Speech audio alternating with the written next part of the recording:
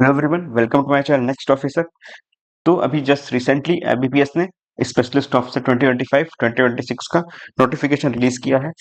तो इस वीडियो में हम जानेंगे कि आईबीपीएस स्पेशलिस्ट ऑफिसर नोटिफिकेशन की एलिजिबिलिटी, पैटर्न और लास्ट डेट क्या है। और खास बात यह है कि इस साल नोटिफिकेशन में 1000+ वैकेंसी है और आपके रिजल्ट भी जनवरी फरवरी फेब में ही निकल जाएगा। जैसा कि पहले पिछले नोटिफिकेशंस में 1 अप्रैल को फाइनल रिजल्ट आता था, प्रोविजनल अलॉटमेंट मिलता था, लेकिन इस बार फरवरी तक ही आपको प्रोविजनल अलॉटमेंट मिल जाएगा। तो ये एक बहुत अच्छी बात है। तो चलिए बिना टाइम वेस्ट किए स्टार्ट करते हैं वीडियो। तो ये जैसा कि आप देख पा रहे हैं अपने स्क्रीन पर, यह है notification IBPS specialist officer 15th का। तो यहाँ पे आप देख सकते हैं कि इस नोटिफिकेशन में इन 6 पोस्ट की वैकेंसी निकली है, जिसमें पहला आईटी ऑफिसर है, दूसरा एग्रीकल्चर फील्ड ऑफिसर है, तीसरा राजभाषा अधिकारी है, चौथा आपका लॉ ऑफिसर और पांचवा एचआर ऑफिसर है और सिक्स्थ मार्केटिंग ऑफिसर है। सारे स्केल 1 की नोटिफिकेशन है। स्केल 1 मतलब फ्रेशर्स एलिजिबल होते हैं, इसके लिए कोई भी वर्क एक्सपीरियंस रिक्वायर्ड नहीं होता है। अब आते हैं इंपॉर्टेंट डेट्स पे। तो इंपॉर्टेंट डेट जैसे आप देख पा रहे हैं, अप्लाई करने की डेट है 1 जुलाई से लेकर 21 जुलाई 2025 तक।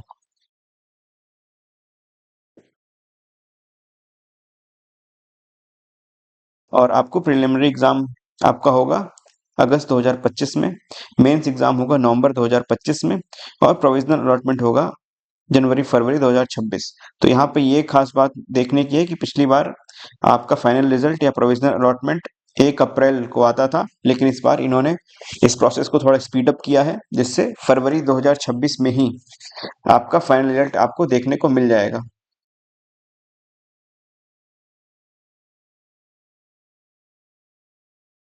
तो आइए अब देखते हैं पार्टिसिपेटिंग बैंक कौन कौन से बैंक पार्टिसिपेट कर रहे हैं।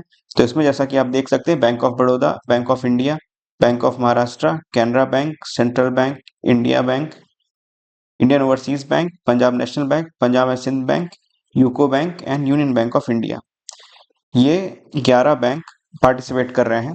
और अगर हम सैलरी स्ट्रक्चर की बात करें तो स्पेशलिस्ट ऑफिसर स्केल 1 का सैलरी स्ट्रक्चर का बेसिक पे 48,480 होगा, जिसमें 2000 के साथ इंक्रीमेंट लगेंगे। और नेक्स्ट प्रमोशन पे जब आप ज्वाइन करते हैं तो असिस्टेंट मैनेजर, जिसकी सैलरी 48,000 होती है इसकी बेसिक पे, और उसके बाद आपको हर ईयर 2000 के इंक्रीमेंट होते हैं बेसिक पे में। फिर जब आपका पहला प्रमोशन होता है तो असिस्टेंट मैनेजर से आप मैनेजर बनते हैं, जिसकी बेसिक पे 62,480 हो जाती है और हर साल आपको 30,040 का इंक्रीमेंट मिलता है। उसके बाद मैनेजर से आपका प्रमोशन सीनियर मैनेजर पोस्ट पे हो जाता है, जिसकी बेसिक पे 67,160 लगती है और हर साल आपको 2,680 रुपए का इंक्रीमेंट मिलता है। और उसके बाद आपका प्रमोशन चीफ मैनेजर पोस्ट पे होता है, जिसकी बेसिक पे 85,920 होती है।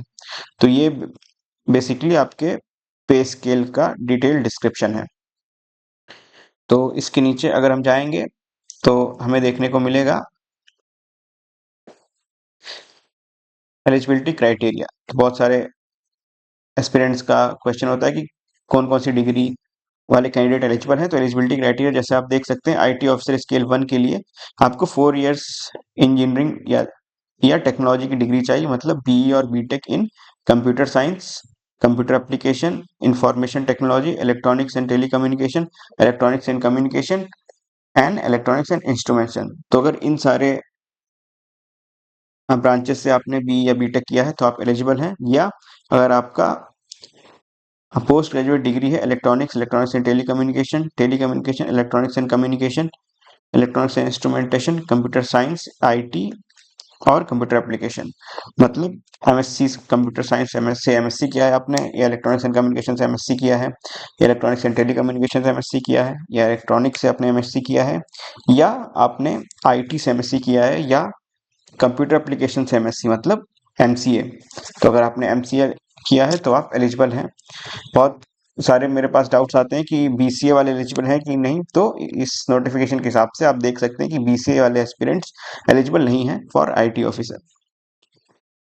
और या तो आपके पास आप एक नॉर्मल ग्रेजुएट होने चाहिए, बीए बीएससी बीकॉम कुछ भी, लेकिन आपने डोएक का बी लेवल सर्टिफिकेशन आपके पास होना चाहिए। और फिर हम देखते हैं एग्रीकल्चर फील्ड ऑफिसर के लिए एलिजिबिलिटी।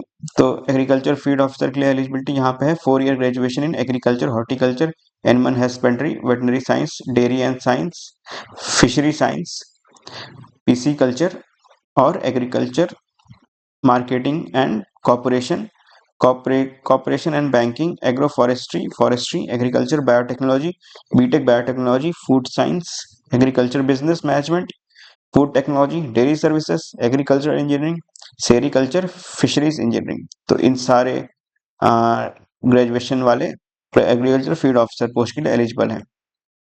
राजभाषा अधिकारी के लिए आप देख सकते हैं post graduate degree in Hindi with English as subject at graduation level, और post graduate degree in Sanskrit with English and Hindi as subject at degree level.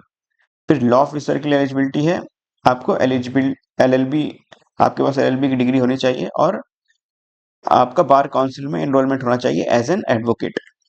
फिर एचआर और पर्सनल ऑफिसर के लिए graduate and 2 years full time post graduation degree और 2 years full time post graduate diploma in personnel management, industrial relation, HR, HRD, social work और labour law.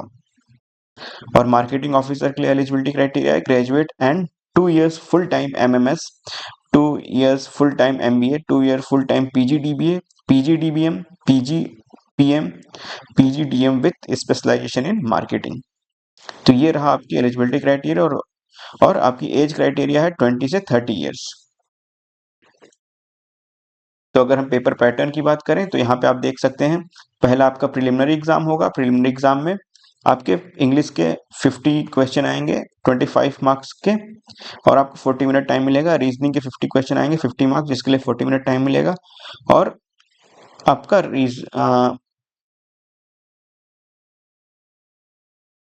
General awareness with special reference to banking industry आएगा, जिसमें 50 question होंगे आपके 50 marks के। ये आपका pre examination होगा लॉ ऑफिसर एंड राजभाषा अधिकारी का। इसके अलावा IT officer, agriculture field officer, HR और personnel officer and marketing officer के लिए आपका इंग्लिश आएगा 50 question 25 marks 40 minute time, reasoning आएगा 50 क्वेश्चन 50 मार्क्स 40 मिनट टाइम, और क्वांट आएगा 50 क्वेश्चन 50 मार्क्स 40 मिनट टाइम के लिए। टोटल आपको 150 क्वेश्चन होंगे और 125 मार्क्स का आपका पेपर होगा, जिसके लिए आपको टोटल 2 घंटे दिए जाएंगे। और इसमें खास बात ये भी है कि आपका सेक्शनल कट ऑफ भी होता है। आपको हर सेक्शन में एक फिक्स कट ऑफ होता है, जिससे रिलेटेड मैं वीडियो लाऊंगा। आपको उससे ज़्यादा नंबर लाने होते हैं। सपोज इंग्लिश के लिए 5 मार्क्स कट ऑफ है, जनरल के लिए, रीजनिंग के लिए 3 मार्क्स कट ऑफ है, तो आपको उससे ज़्यादा नंबर लाने होते हैं। ऐसा नहीं कि आपने रीजनिंग में 50 मार्क्स ले आए और क्वांट में आपका सिर्फ 1 मार्क्स है, तब भी आप क्वालिफाई नहीं होंगे प्री एग्जाम में। आपको मिनिमम क्वालिफाइंग मार्क्स से ऊपर लाने होंगे तीनों सेक्शंस में, रीजनिंग, इंग्लिश और क्वांट में। उसके बाद जो एस्पिरेंट्स प्री एग्जाम क्वालिफाई करेंगे उनको मेन एग्जामिनेशन के लिए बुलाया जाएगा। तो मेन एग्जामिनेशन के लिए आपका प्रोफेशनल नॉलेज का टेस्ट होगा, जिसमें आपसे 60 क्वेश्चन पूछे जाएंगे 60 मार्क्स के, जो कि इंग्लिश और हिंदी मीडियम होगा, और 45 मिनट ड्यूरेशन होगा। और इसमें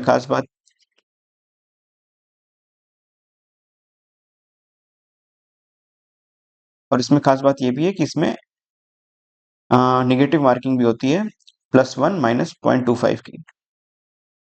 और राजभाषा के लिए जो मेंस का पैटर्न है वो है प्रोफेशनल नॉलेज का पेपर होगा आपका ऑब्जेक्टिव, मतलब एमसीक्यू बेस्ड, जिसमें 45 क्वेश्चन आएंगे, 30 मिनट का टाइम होगा। और डिस्क्रिप्टिव पेपर होगा प्रोफेशनल नॉलेज का, जिसमें 2 क्वेश्चन आएंगे और 30 मिनट का टाइम मिलेगा। तो ये था आपका प्री और मेंस का पेपर पैटर्न।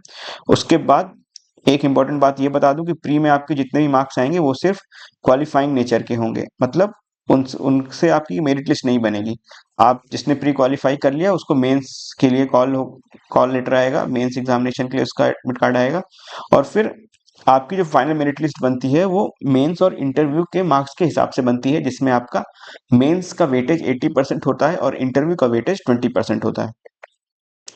तो उस 80-20 के रेशियो में आपकी मेरिट लिस्ट बनती है।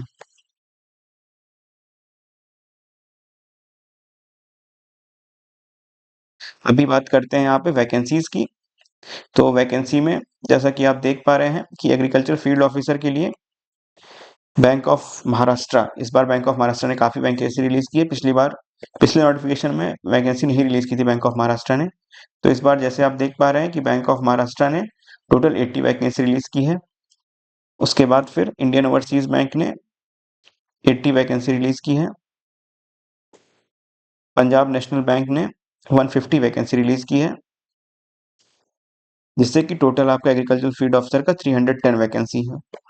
और आप एचआर ऑफिसर का देख सकते हैं, बैंक ऑफ बड़ौदा ने 10 वैकेंसी रिलीज की है, और किसी भी बैंक ने भी वैकेंसी रिलीज नहीं की है, इसलिए आपका टोटल 10 वैकेंसीज का ही बनता है। फिर आईटी ऑफिसर के लिए बैंक ऑफ इंडिया ने 3 वैकेंसी रिलीज की है, बैंक ऑफ महाराष्ट्र ने 80 वैकेंसी रिलीज की है, और इंडियन ओवरसीज बैंक ने 20 वैकेंसी रिलीज की है, जिसने पिछली बार भी 20 ही वैकेंसी रिलीज की थी, और पंजाब नेशनल बैंक ने 100 वैकेंसी रिलीज की है, जिससे आपका टोटल बनता है 203 वैकेंसीज। और हम लॉ ऑफिसर का देखते हैं, तो लॉ ऑफिसर में बैंक ऑफ महाराष्ट्र ने 30 वैकेंसी रिलीज की है, सेंट्रल बैंक ऑफ इंडिया ने 25 वैकेंसी रिलीज की है, जिससे आपका टोटल 56 वैकेंसी बनती है। और मार्केटिंग ऑफिसर का अगर हम देखें तो सिर्फ और सिर्फ पंजाब नेशनल बैंक ने ही वैकेंसी रिलीज की है, जो कि 350 वैकेंसी उसने रिलीज की है। तो आप देख सकते हैं पंजाब नेशनल बैंक ने पिछली बार भी बहुत एग्रेसिवली वैकेंसी रिलीज की थी, और इस बार भी सेम स्टैंड फॉलो करके उसने एग्रेसिव वैकेंसी रिलीज की है। इसका मतलब ये बैंक रैपिडली एक्सपेंड कर रहा है अपनी capabilities, branches and digital payments infrastructure को। तो बहुत ही अच्छा मौका है ये स्पेशलिस्ट ऑफिसर एस्पिरेंट्स के लिए। और हम देखते हैं राजभाषा अधिकारी में, तो इस बार बैंक ऑफ बड़ौदा ने 23 वैकेंसी रिलीज की है, और फिर बैंक ऑफ इंडिया ने 1 वैकेंसी रिलीज की है, बैंक ऑफ महाराष्ट्र ने 10 वैकेंसी रिलीज की है, सेंट्रल बैंक ऑफ इंडिया ने 20 वैकेंसी रिलीज की है, इंडियन ओवरसीज बैंक ने 14 वैकेंसी रिलीज की है, पंजाब नेशनल बैंक ने बिल्कुल एक भी वैकेंसी रिलीज नहीं की है, पंजाब नेशनल बैंक ने 10 वैकेंसी रिलीज की है, जिससे टोटल 78 वैकेंसी आपकी रिलीज हुई है इस नोटिफिकेशन में। तो एक इम्पॉर्टेंट बात मैं नोटिफिकेशन और वैकेंसी से रिलेटेड बताना चाहूंगा कि जितने भी बैंकों का भी एनआर है, उसका मतलब है नॉट रिपोर्टेड। तो आपको कम वैकेंसी देख के डिमोटिवेट नहीं होना है। एनआर का मतलब होता है बैंक ने अभी रिपोर्ट नहीं की है, लेकिन with due course of recruitment, जैसे जैसे रिक्रूटमेंट आगे बढ़ेगा, प्री मेंस और इंटरव्यू होगा, उस दौरान बैंक्स जो हैं वो अपना इंटरनल कंफर्मेशन इकट्ठा करेंगे, अपने उनके हायर मैनेजमेंट से अप्रूवल लेंगे, और जितनी भी वैकेंसी उनको चाहिए होगी वो आईबीपीएस को रिपोर्ट कर देंगे। सो एनआर का मतलब होता है नॉट रिपोर्टेड। एनआर का मतलब जीरो नहीं है। जिन बैंकों ने जिनको जीरो रिपोर्ट करना था, उन्होंने जीरो रिपोर्ट कर दिए। सपोज आप मार्केटिंग ऑफिसर का अगर देखिए, तो यहाँ पर सेंट्रल बैंक ऑफ इंडिया ने जीरो रिपोर्ट कर दिया, मतलब इनको नहीं चाहिए कोई भी मार्केटिंग ऑफिसर्स। तो जीरो मतलब होता है बैंक ने रिपोर्ट नहीं की, और बैंक रिपोर्ट भी नहीं करेगा कोई भी वैकेंसी, कोई भी रिक्वायरमेंट। लेकिन एनआर का मतलब होता है बैंक ने अभी रिपोर्ट नहीं की है, लेकिन आने वाले दिनों में वो वैकेंसी रिपोर्ट करेगा। ये होता है एनआर का मतलब। तो कम वैकेंसी देख के आप अभी डिमोटिवेट मत होइए। With due course of recruitment, जैसे जैसे रिक्रूटमेंट आगे बढ़ेगा, वैसे वैसे वैकेंसी की संख्या बैंक कलेक्ट करेगा और आईबीपीएस को रिपोर्ट करेगा। तो उसके बाद फिर आपके एग्जामिनेशन सेंटर्स दिए हैं इस नोटिफिकेशन में, वो आप पढ़ सकते हैं, और सारे सर्टिफिकेट्स के फॉर्मेट दिए हैं। तो ये थी पूरी डिटेल आपको आईबीपीएस स्पेशलिस्ट ऑफिसर एसओ के बारे में। और एक और इम्पॉर्टेंट चीज मैं आपको बताना चाहूंगा रिगार्डिंग बैंक प्रेफरेंस। आप बैंक प्रेफरेंस कैसे दें? तो मैं एक अपना खुद का एक ऑब्जर्वेशन यहाँ पे शेयर करना चाहता हूँ। ब्लंडर जो मैंने पिछली बार किया था, अभी मैं इंडियन ओवरसीज बैंक में काम कर रहा हूँ एज ए स्पेशलिस्ट ऑफिसर। तो मैंने एक ब्लंडर जो किया था पिछली बार के एग्जाम में, वो ये था कि जिन बैंकों ने वैकेंसी रिपोर्ट की थी, मैंने उन बैंकों के हिसाब से अपनी प्रायोरिटी भरी थी। तो उस समय जब पिछला नोटिफिकेशन आया, तो उसमें पंजाब नेशनल बैंक ने वैकेंसी रिपोर्ट की थी, और इंडियन ओवरसीज बैंक ने वैकेंसी रिपोर्ट की थी, और अधिकतर बैंकों का एनआर स्टेटस था। तो मैंने क्या किया, मैंने बिना जाने पहले ही, जब हम फॉर्म भरते हैं एप्लीकेशन फॉर्म, तो आपसे बैंक की प्रायोरिटी मांगता है, मतलब प्रायोरिटी लिस्ट।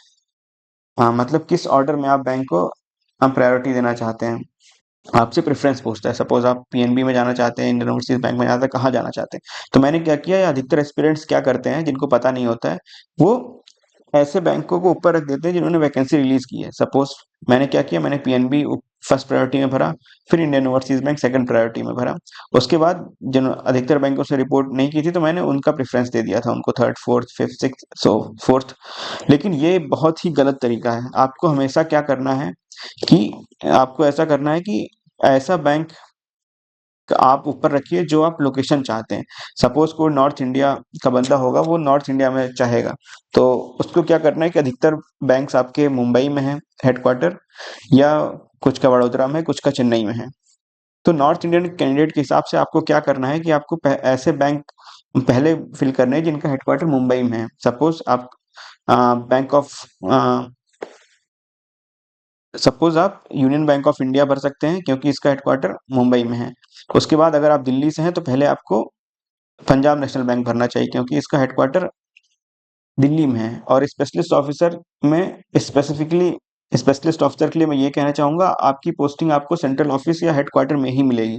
तो इसलिए आप पहले ये पता करिए कि सारे बैंक्स का हेडक्वार्टर कहाँ पे है। मैं इससे रिलेटेड भी एक और वीडियो लाऊंगा अलग से इस टॉपिक पे डिस्कशन करने के लिए कि सारे बैंक का हेडक्वार्टर कहाँ पे है, और आप उसी के हिसाब से अपनी प्रायोरिटी लिस्ट भरिए, अपना प्रेफरेंस दीजिए। आप वैकेंसी के हिसाब से अपना प्रेफरेंस बिल्कुल मत दीजिए, क्योंकि आने वाले दिनों में सारे बैंक जिन्होंने एनआर रिपोर्ट की है वो अपनी वैकेंसी रिपोर्ट करेंगे, और आप अपने होम स्टेट के पास रहने का मौका अपने हाथ से खो देंगे अगर आपने वैकेंसी के हिसाब से प्रेफरेंस दी। तो अगर आप सपोज नॉर्थ इंडियन है, नॉर्थ इंडिया में रहते हैं, यूपी, एमपी, बिहार, महाराष्ट्र, तो पहले आप ऐसे बैंक का प्रेफरेंस भरिए जो कि मुंबई बेस्ड है। सपोज यहाँ पे यूनियन बैंक ऑफ इंडिया भरेंगे, इसका हेडक्वार्टर मुंबई में है। सेंट्रल बैंक ऑफ इंडिया भरेंगे, उसका हेडक्वार्टर मुंबई में है। तो पहले इन सारे बैंक का हेडक्वार्टर जानिए, अपने घर से डिस्टेंस कैलकुलेट कीजिए कौन सा सबसे पास पड़ता है, या आपका घर कहाँ पे है, आपको कहाँ रहना है फ्यूचर में, उसके हिसाब से जो हेडक्वार्टर, जो बैंक का हेडक्वार्टर है, सेंट्रल ऑफिस आपके घर के पास है, उसको आप पहली प्रेफरेंस दीजिए, और डिस्टेंस के हिसाब से आप अपना प्रेफरेंस भरिए। सपोज कोई साउथ इंडियन एस्पिरेंट है तो इंडियन ओवरसीज बैंक को पहला प्रेफरेंस भर सकता है क्योंकि इसका हेडक्वार्टर चेन्नई में है। तो आपको लगभग कम से कम शुरू के 8-10 साल आपको चेन्नई में ही रहने हैं विथ नो ट्रांसफर। तो आप इंडियन ओवरसीज बैंक भरिए, इंडियन बैंक भरिए। तो ऐसे आपकी प्रेफरेंस होनी चाहिए। बहुत इंपॉर्टेंट पॉइंट था जो कि मुझे आपको बताना था। तो अप्लाई करने का लिंक आपको इस वीडियो के डिस्क्रिप्शन में मिल जाएगा, और साथ ही साथ आप अगर वैकेंसीज या नोटिफिकेशन से रिगार्डेड स्पीडी अपडेट चाहते हैं तो आप हमारा चैनल नेक्स्ट ऑफ से सब्सक्राइब कर सकते हैं, और हमारे टेलीग्राम ग्रुप को भी ज्वाइन कर सकते हैं, क्योंकि आने वाले दिनों में हम स्ट्रेटजी और मेन से रिलेटेड स्टडी मटेरियल्स अपने चैनल पर अपलोड करेंगे। So hope to see you in next video. Thank you.